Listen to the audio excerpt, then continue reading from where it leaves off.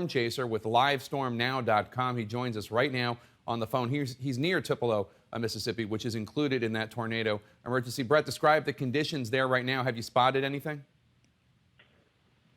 Hey, Jake, I'm actually just south of that area on Highway 45. We watched a mezzo, or a rotating area, go up toward Tupelo, which apparently produced that tornado that ran through town. And we've got a couple of friends that are up there that say that a fairly large, possibly up to a quarter to a half-mile wide tornado ran through the western and northern sections of Tupelo.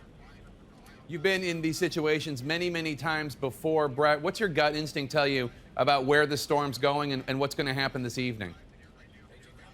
Well, I'll be honest with you. We were in Arkansas yesterday and caught the tornado that hit just north of Little Rock and Mayflower.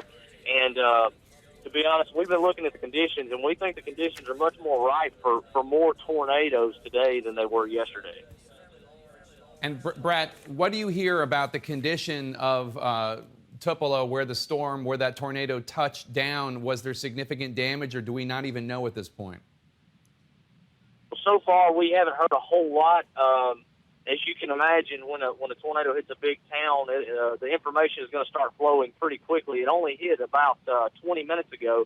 What I do know is that it did go through the northern sections of town, and from some of my colleagues, they say that there is fairly significant damage. Other than that, we don't have a whole lot of information yet, but I'm sure it'll come out very, very soon.